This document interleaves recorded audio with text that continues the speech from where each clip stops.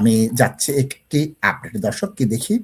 Update হচ্ছে টিভি3 বাংলা বলছে পেনশনের বয়স ছিল 65, সে থেকে 67 হয়ে যাচ্ছে, 66 থেকে 67 করা হচ্ছে, এবং এটা 2 বছরে আস্তে আস্তে এটা হবে, এই যে বেড়ে যাবে।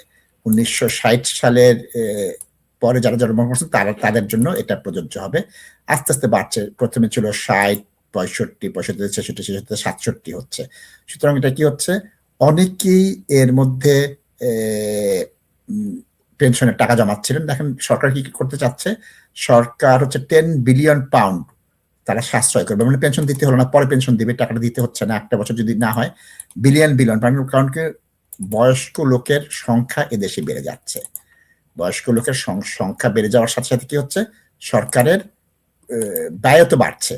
সুতরাং তারা 1 বছর পিছতে পারলে দেখেন 30 সালে তারা কত টাকা বাঁচাতে পারে, যে 2060 সালের 5 এপ্রিল থেকে এই সময়টা যারা জন্মগ্রহণ করছেন তাদের জন্য করতে হবে। এবং এখানে দেখেন ক্যালকুলেশন দিয়ে খুব সুন্দর করে এই হিসাবটা গুলো দিয়ে দিয়েছে। এটা পেনশনারদের জন্য খারাপ, কিন্তু সরকারের জন্য ভালো। সরকার তো শুধু পয়সা চায় 10 বিলিয়নের হিসাব দিয়ে দিয়েছে আপনার এখানে। তো এই বিষয়টা একটু নজর রাখার জন্য আমি বলছি যারা পেনশনার।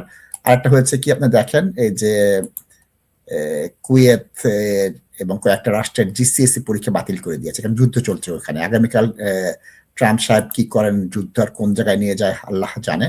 সুতরাং বাহরাইন, কুয়েত, লেবানন, আরব আমিরাত, নাম তো 4টা আসলো, 1 2 3 4টা, তাহলে 4টা রাষ্ট্রের হয়েছে এখানে।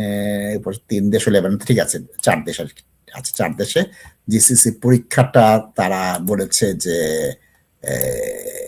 নিতে পারবে না, বাতিল করেছে। এবং তারা এখানে বলে দিয়েছে যে কি হবে, যে 4টি রাষ্ট্রের যে জিসিসিটা বাতিল করেছি তাদেরকে কি হবে সেই বিষয়টাও তারা এখানে বাতলে দিয়েছে। দিনকে দিন পৃথিবী যুদ্ধময় হয়ে যাচ্ছে, সংঘাতময় হয়ে যাচ্ছে, সত্যি দুঃখজনক।